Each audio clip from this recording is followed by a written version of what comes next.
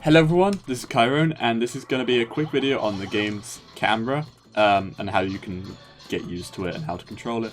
As you can see right now, I am making an effort not to actually manipulate the camera whatsoever, to try and prove a point that this camera in this game is kind of dog by itself. So yeah, I usually say to a lot of people that if you want to get good at this game, you got to get used to using the camera, because the camera is going to be the thing that's going to be saving you a lot of the time.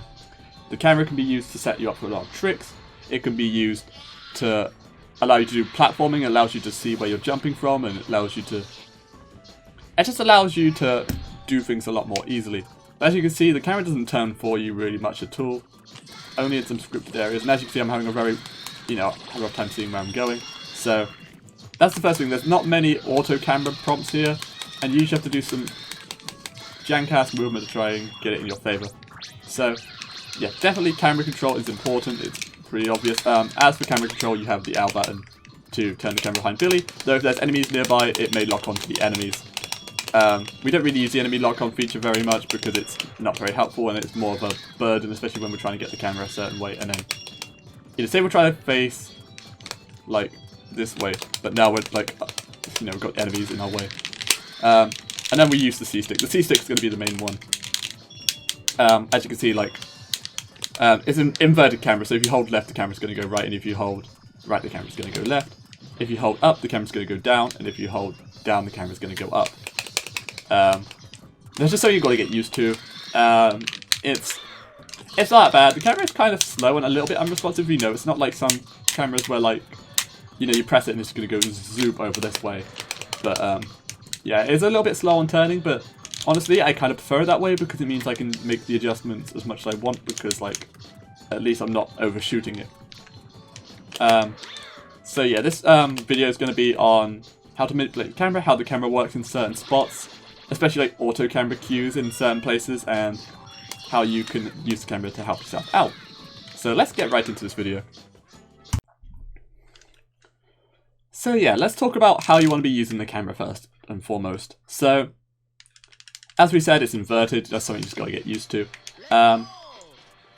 What I like to do a lot of the time when I play the game is I like to not really move around with the analog stick much at all. You might see that when I'm moving forward, I'm using the C-stick to turn a lot, and I'm doing, like, the sharp adjustments with the analog stick, because, like, the reason why I do that is because I find that more comfortable for myself, and also I always like to have the camera basically behind me so I can see what's ahead of me, essentially. So turning with the camera, I think, is a very good way of controlling this game. Of course, like, ideally, like, you're gonna have to, you can't just hold forward the entire game, you will have to make adjustments, but you can actually get away with holding forward quite a lot if you just manipulate the camera so much. Let's go down here. For example, like, I can set up the camera instead of turning Bantam, and that makes it all fine. And as you see, I'm just holding forward. It's pretty simple. The next thing I like to do, I guess, is I like to have the camera pointed down a lot. This is so I can actually see the shadow of the egg. Now, because depth perception in this game can be a bit awkward, look at the shadow gives you a very good frame of reference as to where you are. And if you can see the shadow at all times, then you know where you can jump from and what jumps you can make. For example, this jump you need to be right on the edge to make it. And if you can see the shadow of the egg, then you can roughly tell when you're at the edge and when you make a good jump. So I have the camera pointed down, I can make a nice easy jump like that. So, having camera tilted up is very good, and there's not very many scenarios where you have the camera pointed downwards, or have the C-stick downwards so you have the camera facing up. And this is because, like, you can't really see Bantam on the ground, but it's pretty useful for bosses like Topo where you see things coming from above.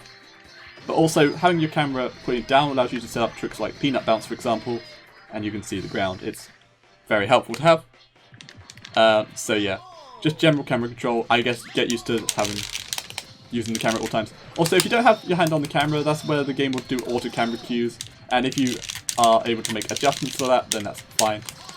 I guess I hold the camera I hold my controller in a weird way, I should say, where a lot of people would just use their thumb for, like, everything, including face button and C-stick. Well, I basically try and use my thumb only for the camera, and I use my index finger for when I have to do jumps and manipulate the camera at the same time.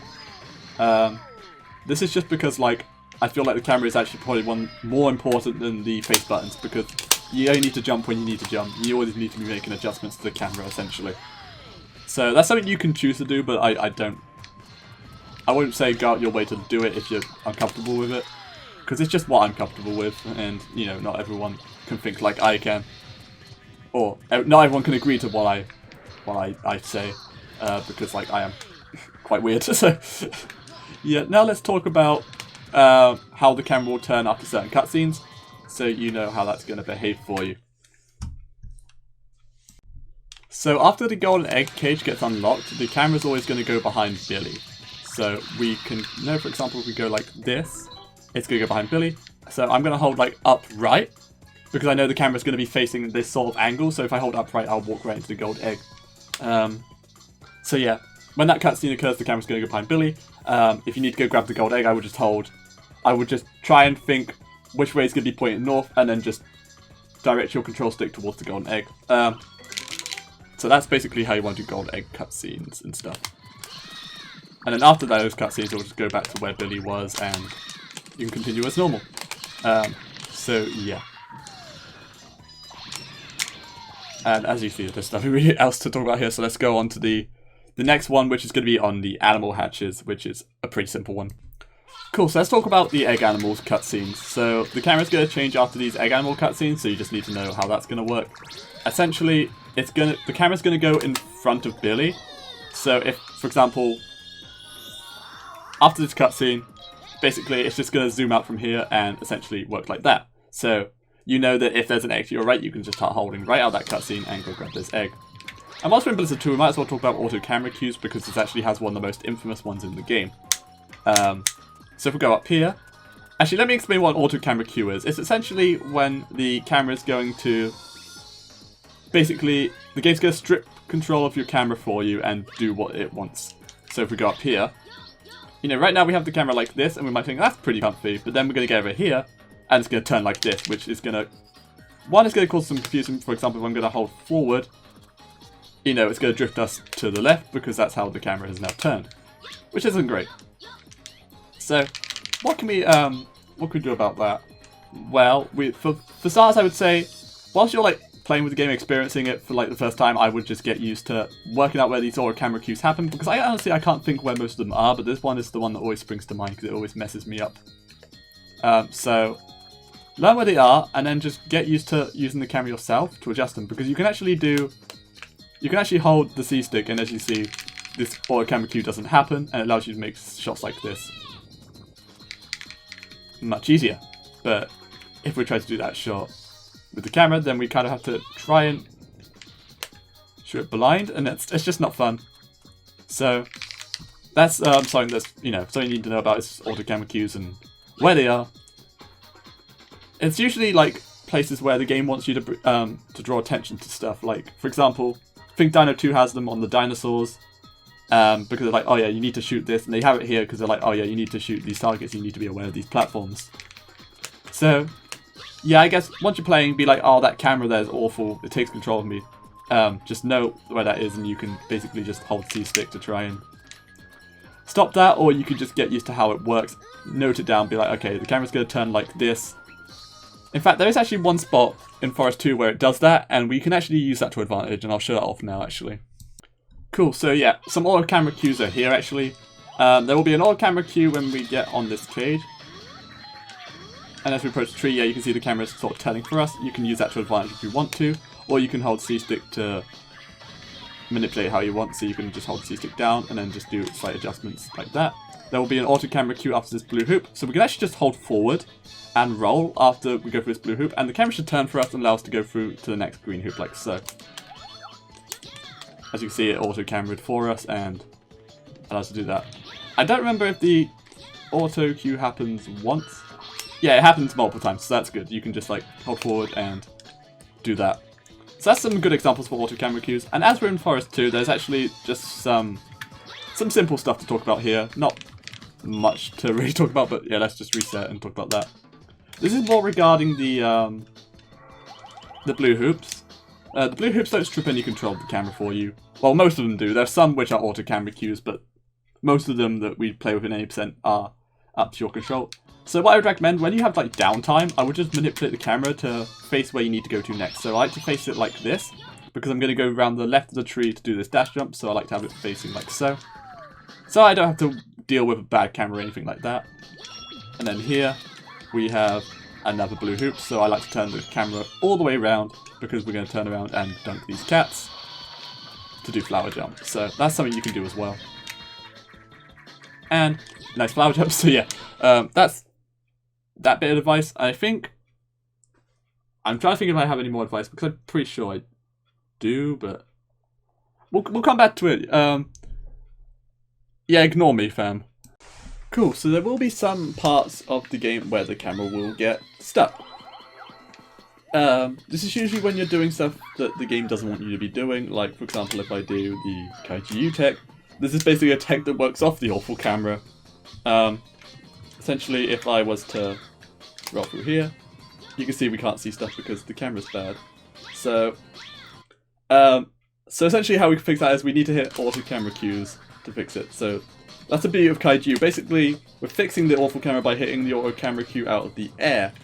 Another example of this, we can actually use the same trick, exactly the same way to show how auto cameras work. Yeah, so as we go over this way, the basically, because we have to go underground, there's an auto camera cue under this platform here. So basically it'll fix it as we go underground. So as we're going through this death lane, we're actually avoiding it, but if we hold back, we can actually hit the auto camera, for example, and fix the camera. So in any bad camera area, we just kind of need to hit auto camera cues, or you can do a, or if you're clipping through walls, for example, and you need the camera to fix itself, you usually just like get far enough away from the camera will just ignore the boundaries that's keeping it away from Billy and just go through it and catch up. That's just like something you can do, but I think that's everything on the camera. If I'm forgetting anything or you have any questions regarding the camera, feel free to shoot them at me because like I will answer them. One thing I was going to say, yeah, some things you just need to take away from this. Get used to using the camera, you're turning the camera a lot yourself, using the L button to get the camera behind Billy when you need to, or using the C stick to make all the adjustments you want. Holding down so you can see the ground and see where you jump from, and looking up to see stuff from above. Know where the camera goes after cutscenes and how it behaves. If it acts weirdly, then that's probably because you're manipulating it in some way, and the best way to understand that is to basically just do nothing whilst a cutscene happens and just see how it behaves, or yeah, just play around, get an idea how cameras behave, and if you do get stuck or you're like, okay, I don't understand how this works, Kai, then just ask me, because I'm happy to help. That's what I'm here for. I'm here to help everyone learn this beautiful game. So, thank you guys for watching. I'll see you guys in the next video, whenever this one gets released. So, yeah, see you around, guys. Thank you for watching.